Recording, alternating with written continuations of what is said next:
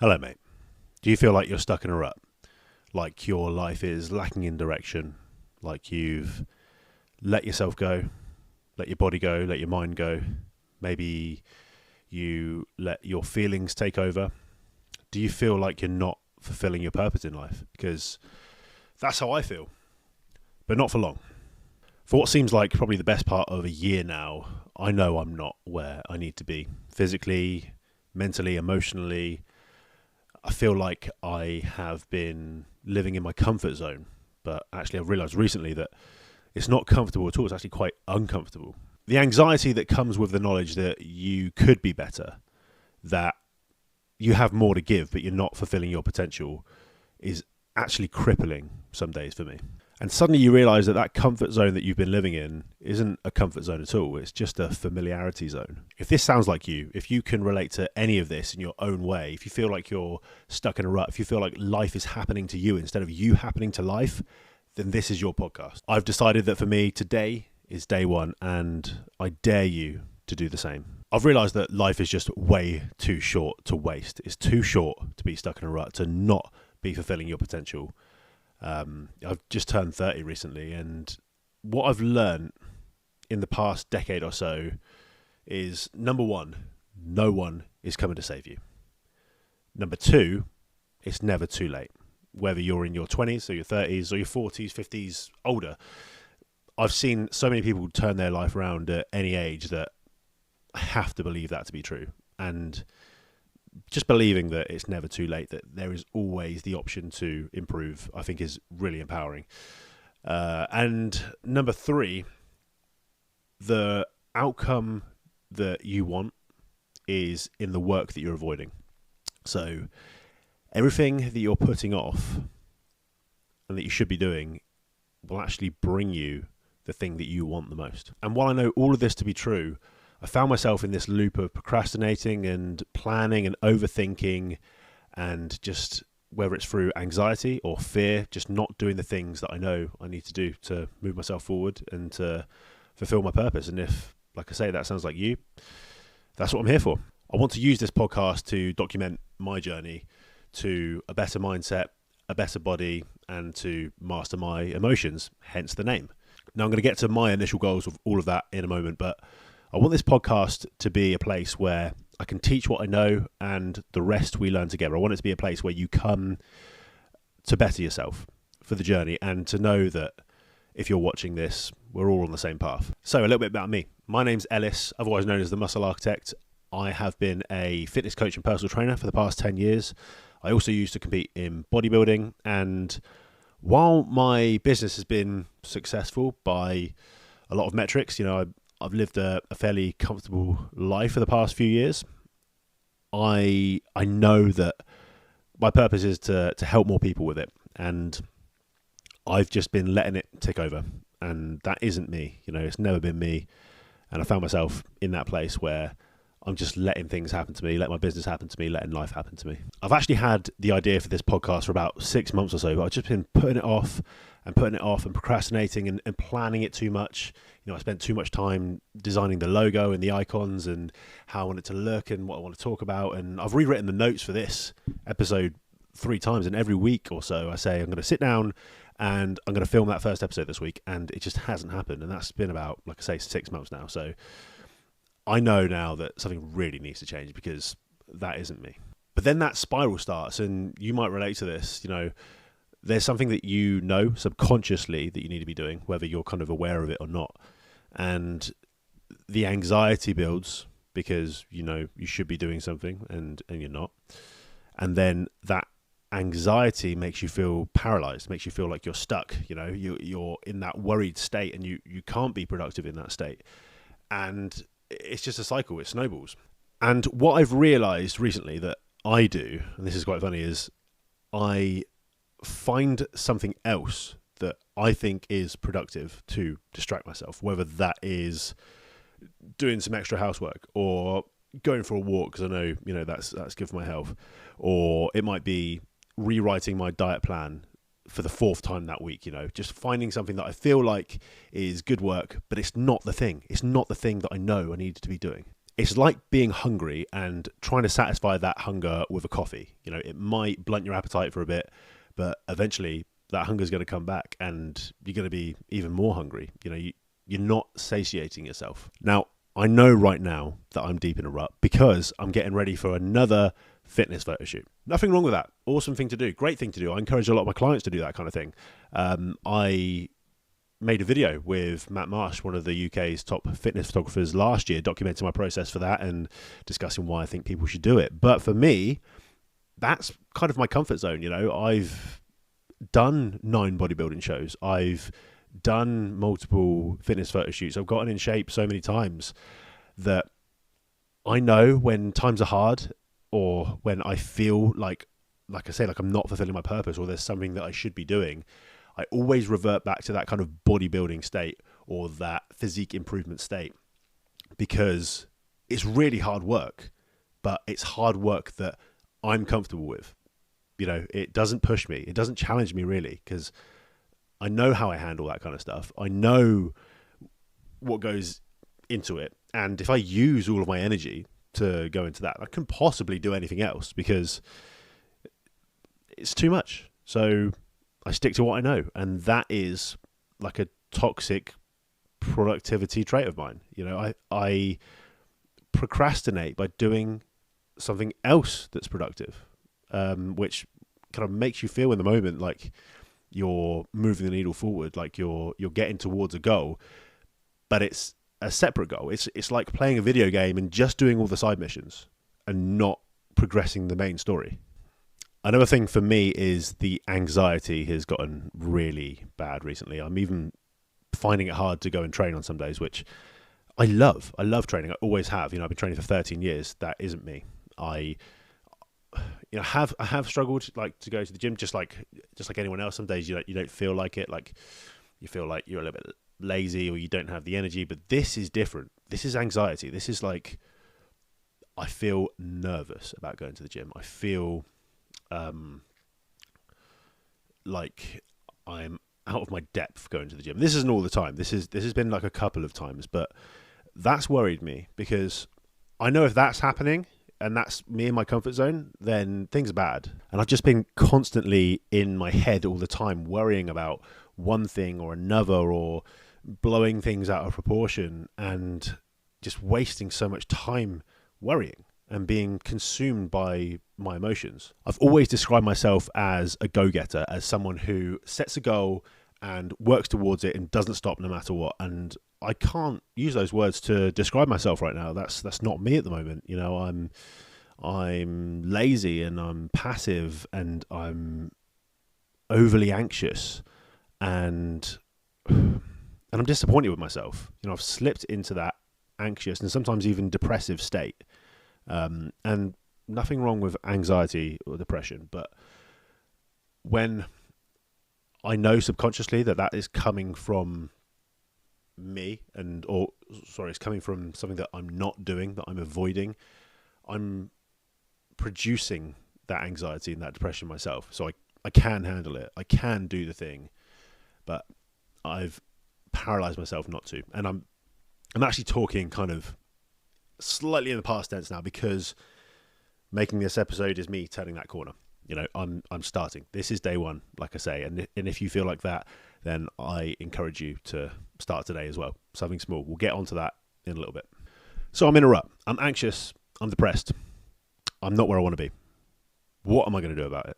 Well, like I said, the title of this podcast is Mind, Muscle and Mastery. So let's start with the mind. So my mindset has to change. None of this is going to work unless my attitude that underpins it is there. So no more distractions, no more procrastination, no more worrying about the future or ruminating on what's happened, just focusing on the present and what I can control. So mindset shift number 1, what is in your control?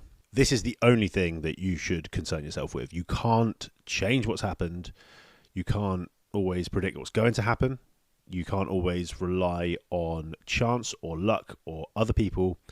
It all comes down to you and what you can control. And what do you need to do today to make today a success. And that's going to be my first actionable step, is just simply creating a task list each night for the next day.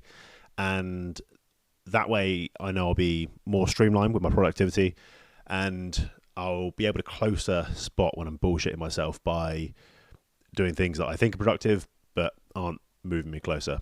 So it would just be all in one place. And that's a super simple thing to do. It's something that I should have been doing anyway.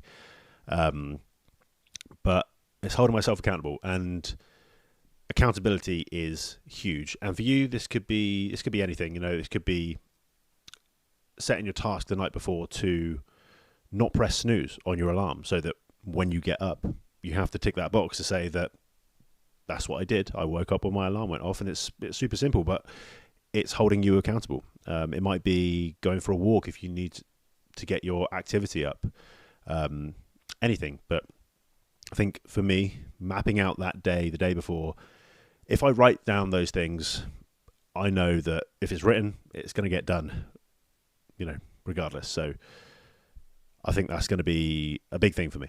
Okay, mindset shift number 2, comparison to other people has to go. It has to go. You have no business comparing yourself to other people. And I think social media has made this so much more prevalent than it's ever been, because people post their highlights, and you can see everything, and you can directly compare your life to near enough everyone. And I might be feeling really good about where I am with myself, my life, and then boom, Mike Thurston pops up with his shirt off, standing in front of his Jaguar F-Type in Dubai on his way to a yacht party.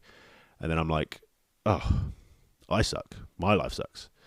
But it doesn't, because 5 minutes ago I was feeling okay. It's just the comparison. And I think the only person you have business comparing yourself to is you from yesterday. And I don't mean literally yesterday, but looking back on the past is only useful to learn from your mistakes, I think. So use that, compare yourself to who you were, and give yourself a pat on the back for where you've come from, and learn from your mistakes and your wins. And as long as you are progressing towards your goal, and everyone's goal is going to be different, then that's a win. Which brings me to mindset shift number 3, which is, what do you value? What are your morals? I think a lot of us get wrapped up in what we think we should want. We think we should want more money, or a big house, or a fast car, or supermodel girlfriend. Maybe some of those things sound nice, but I don't think we really stop and ask ourselves why we want them. I think we just get so wrapped up in chasing those things that we forget to ask ourselves, well, what do I actually want? What do I value? And maybe for you that is money, or a successful business, or a fast car. Maybe you do genuinely want those things. And I think for some of us, then those things are important. Money's always going to be important. But I think it comes down to more, what do you value? What's important to you? What are your morals? Do you want to be a good partner, a good father, a good son? Do you value honesty and integrity? We often label what our identity is by our profession. I'm Ellis, the fitness coach, or I'm Ellis, the bodybuilder. But what if that's taken away from me? Who am I then? And I think that has to be your identity. You have to identify with your values and your morals, because that is who you are at the core. You're not an accountant. You're not a school teacher. I mean, you are those things, but that's not you. That's your profession. That's your job. That's your hobby, whatever it is. If you're an artist or a creator, or like I say, for me, I'm used to be a bodybuilder. It wasn't my profession, but I identified as a bodybuilder. And if you identify with those things too closely, I think you lose kind of a bit of who you are. And instead, what I want to do is identify more closely with what my values are and what my morals are, and so that I know that no matter what I do, as long as I'm being true to them, then I'm being true to myself. And I think for me, a lot of my anxiety comes from that. It comes from being, untrue to myself in a way. And I think if I stick more closely to my values, then my soul will be happy. Okay, next, muscle, or really, physical health and fitness. So for me, this is less of a goal, although, I'm going to get into what exactly my goals are in a moment. But coming from a fitness background, I've been training for 13 years. I used to compete in bodybuilding, like I say. I'm a fitness coach. I'm pretty kind of deep into that. I've obviously built a fairly decent physique, but I've stuck in that bodybuilding comfort zone. Like I said, I've been training for 13 years in that kind of similar way. Still training 4 to 5 times a week. I get my 8 to 12,000 steps in a day, but that is the extent of my fitness. And for me, that's just not cutting it anymore. This is kind of my menopause moment, as Chris Williamson would put it. I want to be more functional. I want to be more flexible. I want to be fitter. I want it to be an all-encompassed training modality from now on, training program. I think that's got to be more important to me than just the aesthetic and the strength alone. And last year I tore my hamstring twice, which led to a hip flexor injury and a adductor injury, and that leg is just shot now. I mean, it's a lot better. The strength is there, and a lot of the muscles come back, but still quite tight, still a little bit, unflexible, immobile, I would say, kind of in some sense. And I don't want that, I'm 30. I'm not, I don't want to feel like I'm falling apart. I want to bulletproof myself, because if I don't take a hold of that now, then it's just going to get worse and worse. And that's, the leg is just one example, but it kind of highlighted for me how, I might look fit and healthy and strong, and, I am to some regard, but I should be able to do the things that I look like I can do, if that makes sense. Especially, if I am going to be a well-respected fitness coach, and a lot of what I do is the physical transformation kind of thing, which is fine. But I want to preach more health and all-round fitness as well. And now I'm in my 30s. I'm going to be doing that, and I'm kind of lucky that I've built that base over all this time. So really, even if I scale back my kind of hypertrophy and strength training, then I'm not going to suffer too much. I think I can probably maintain a lot of the muscle that I built, and ideally actually still get stronger, in some regard. But definitely, hold on to a lot of the muscle I built. But for you, your goal might be completely different. And I think that starting from, building a foundation of strength and muscle initially is going to be the best thing to do to start off, because you can build these things in later. It's really hard to, start off from a fitness kind of state and build a lot of muscle. So if that's you and that is something you're interested in, then this is actually my bread and butter, physique transformation. I know it sounds like I've got a lot to work on in other areas of my life, and that is true, but this is the one thing that I do pretty damn well. So if you want to be coached one-to-one by me, and you want your own plan tailored towards you, then go to themusclearchitect.com and you can work with me one-on-one starting today. So this week I ran for the first time in what feels like forever. I'm not a runner at all. So I started by telling myself that I just do 5 minutes. I start pretty steady, 5 minutes. I ran yesterday and I ran today in the morning, first thing, fasted, and I lasted 3 minutes, which is dismal. That's awful. And it is my leg holding me back a little bit, but the fitness kind of isn't there because I've been, I've not been able to do as much cardio because of my leg. So that's definitely something that I need to work on, especially, I'm a dad. I have a son, he's 6 years old, and I want to be running around a football pitch with him. I want to be running around the basketball court with him, and not worrying about my legs snapping in half or, something else going. So functionality, mobility, bulletproofing myself, getting my fitness up, those are all going to be goals. And I'm still working on mapping out my exact program. And, once I've done that, I will definitely make an episode outlining the training, the diet, the supplementation, everything. But right now, that's kind of what I'm committing to. And I'm just working out the kinks and finding the best way to program that. But I'm really excited because the first time in my life, it's going to be an all-encompassed fitness program rather than just bodybuilding, because I'm getting a little bit older. I know I'm still young by a lot of people's metrics, but I am getting older. I'm not getting younger, and I've done the bodybuilding thing now. served its purpose, and it's time to move on to something else, and I'm excited for that. Okay, mastery. So this part is a bit more nuanced, and it's about the emotional side of things. So mastering your emotions by pushing them down and pretending they're not there is not what we're talking about here. I want to be able to embrace my emotions, feel them, understand what's triggering them, where they're coming from, and not be controlled by them. Ultimately, that is what I mean by mastering my emotions. That's the goal here. So this is generally going to be less proactive and more reactive. And the first step that I want to take with this is just letting myself pause and feel whatever emotion I'm feeling, whether that's anxiety or sadness or fear or happiness, whatever it is, pausing in the moment, let myself feel it, and then trying to think about where it's coming from. I'm trying to get out of my head in one regard, but then also understanding where it's coming from is going to help me tackle the emotion if something needs to be addressed. So if it's a positive emotion, if it's an emotion that I want to feel, it's going to be silence in the mind and just letting myself enjoy it.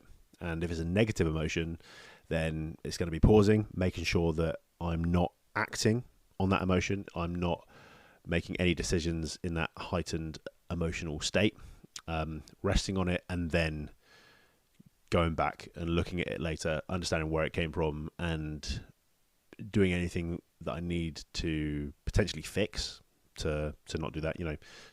Some of these things aren't fixable, but I'm talking, specifically about like the anxiety and, where that's coming from, the depression, where that's coming from, because I know that that's rooted in like my inactivity and my procrastination and all that kind of stuff that I spoke about earlier. So that's kind of my example of that.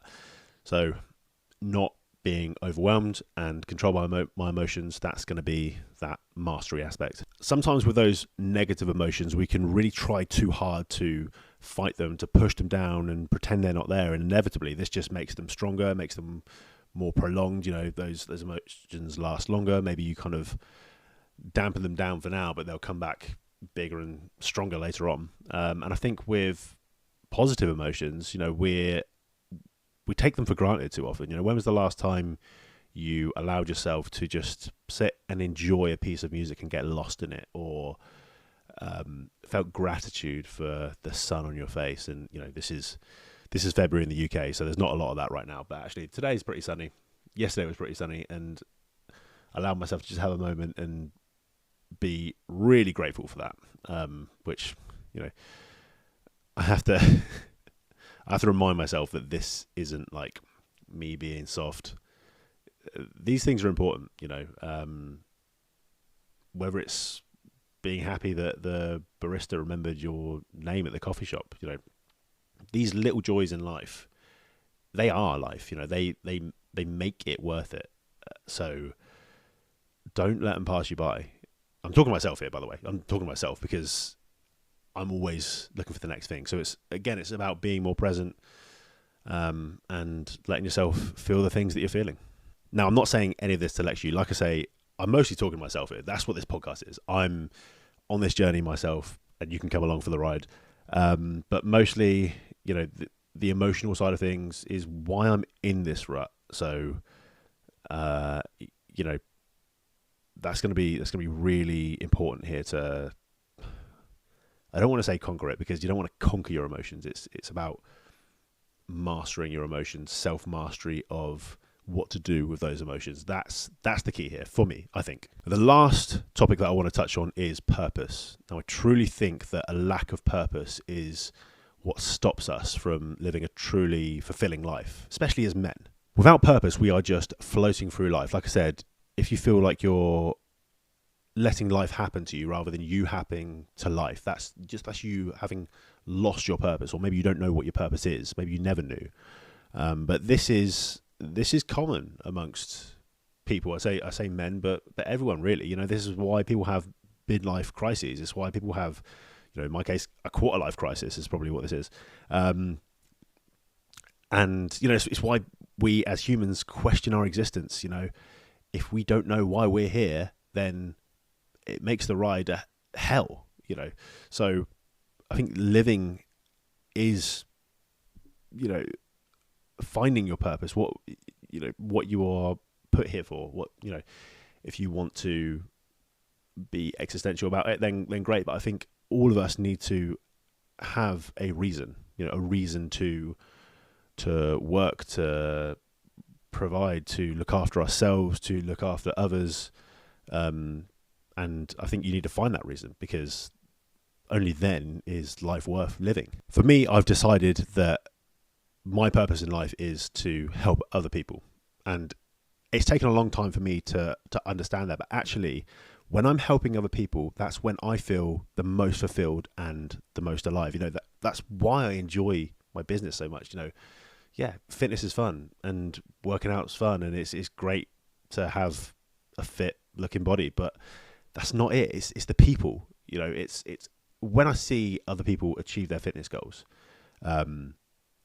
it's incredible. It's more rewarding than when I achieve my own, and that's how I know that's my purpose. Because when I was competing and coaching competitors, I'd be happy with how I did, but every single time that I had a competitor on stage, I'd be sitting in the audience crying, because I just was so elated for them, because I'd been on that journey with them. I'd helped them through it. Part of me was up there with them. That's how I know that that's what I should be doing. And in any kind of way, whether it is, helping people with their fitness through my business, or maybe it's just being a good role model to others, or trying to be a good role model to others, trying to be a positive influence on my son and my family and those around me and other people in my local community. It's the reason why I started this podcast.